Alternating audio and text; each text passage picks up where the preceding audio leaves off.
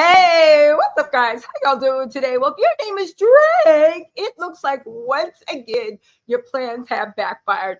Y'all, what am I talking about? If you guys don't know, Drake launched a whistleblower lawsuit with UMG. We talked about it last night, what that meant.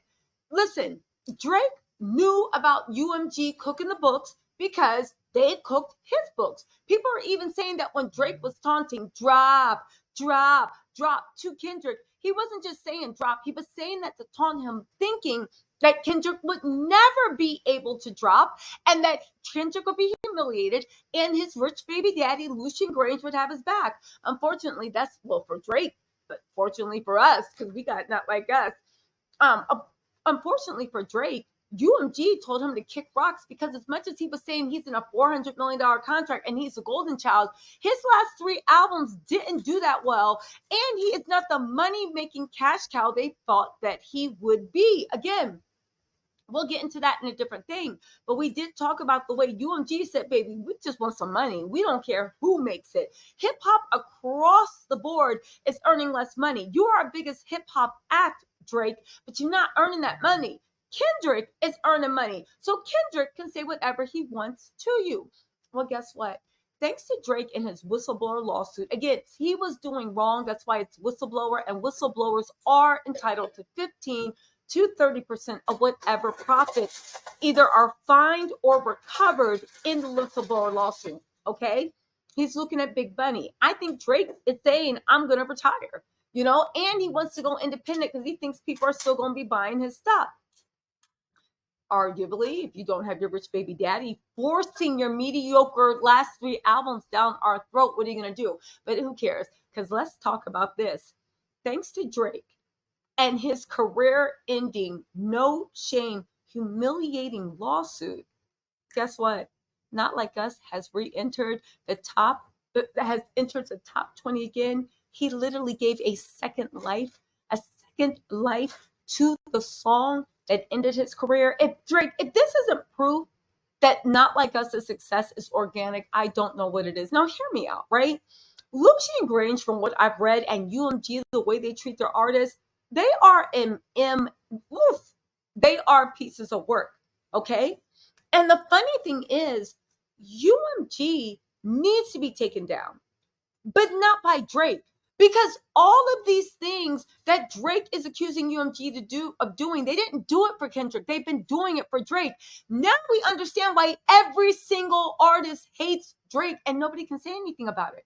Because for years, you had your rich baby daddy, a la Kanye West, like they were saying, basically bully your opposition. Remember when Pusha T came and they literally removed it and literally tried to completely quiet Pusha T? Remember what happened with Meek Mills? So it wasn't, you literally were a bully and you thought you had your rich baby daddy behind you, and you've been doing this for years and years and years. And now that it's not suiting you anymore, you're turning around on them. All right, now let's see what happens. Let's see if you can be claimed to be a whistleblower, because at the end of the day, the stuff that's anyway, let's get into this. They said Drake's UMG lawsuit backfires as Kendrick's Not Like Us sees 440% sales surge and 20% stream increase. Let me tell y'all something. You need to go check out Kendrick's new album, GNX. It is so good. Don't listen to the bots, probably paid for by Drake. Don't listen to the spam. Yo, the visuals on point. The songs, this is a remarkable album. And I'm not just talking about from like, oh, it deserves awards or it's very well crafted. No, it's actually some bangers in there too. Make sure you go and scream GNX. Anyway, let's get into this thing. They said Drake's recent lawsuit against Universal Music Group has seemingly backfired in a big way, and it's inadvertently boosted Kendrick streams. The legal filings, which accused UMG of artificially boosting the popularity of Kendrick's diss track, Not Like Us, through streaming bots and payola, have resulted in a... Hold on, let me get my puppy. 1 second.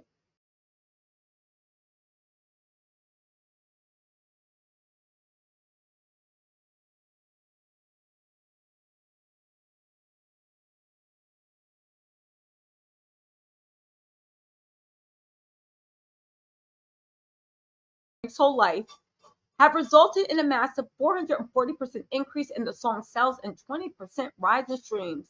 Since filing on November 25th, the track has surged back up the charts on Apple Music and Spotify, even making a significant jump on Spotify's global chart.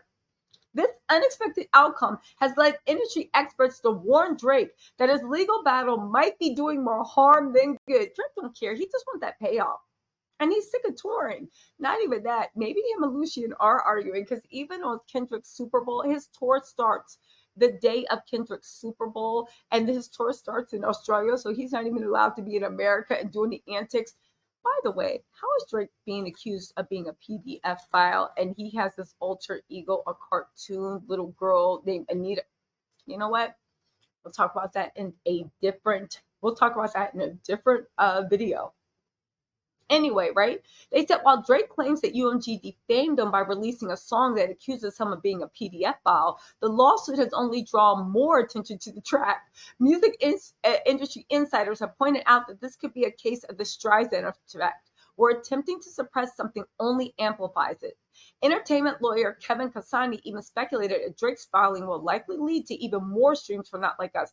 Let me just tell you something. They said despite the increasing attention on Kendrick's track, Drake's legal filings are technically a pre-action petitions, meaning he's seeking information before potentially filing a lawsuit. Yeah, I know. Drake is trying to get the feds to pick this up, so the feds spend all the money on discovery. Again, and the reason why he didn't name Kendrick in the defamation suit, he filed 2 lawsuits. The reason why he didn't name Kendrick in the defamation suit is because Drake defamed Kendrick.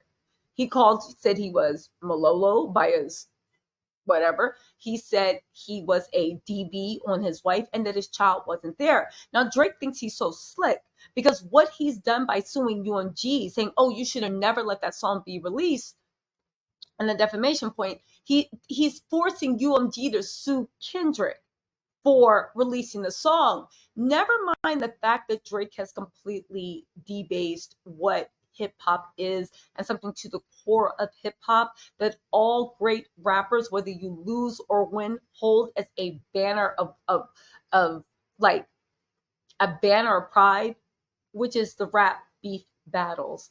I get it. Drake wants money. I get it. Drake knows that his career is pretty much over, or he feels it's over because he's acting like it's over. UMG releases 80% of the world's music. Okay.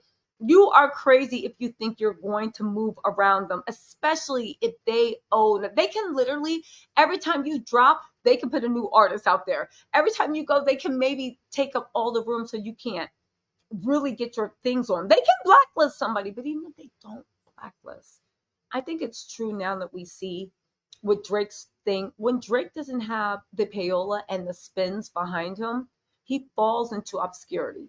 Okay.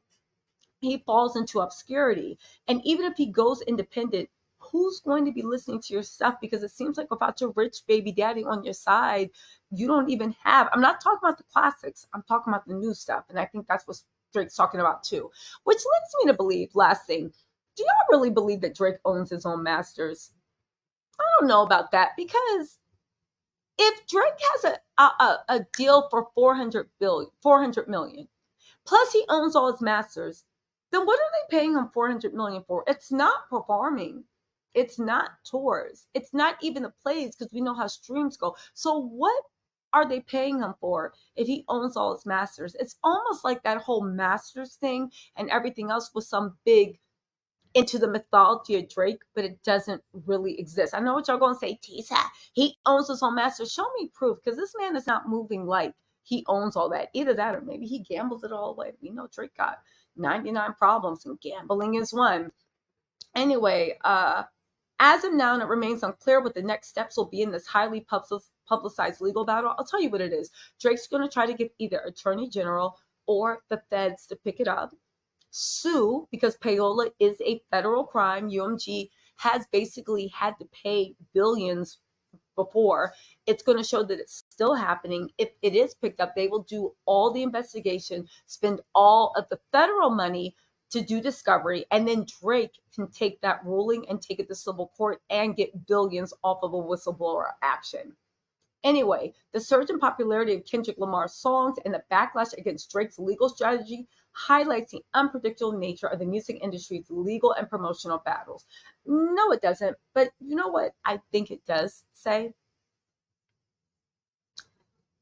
I think it shows that at the end of the day, the Drake era of rap and UMG's portion of the Drake era of rap is over. Again, UMG needs to stop this because they did it with Drake and his competitors for years.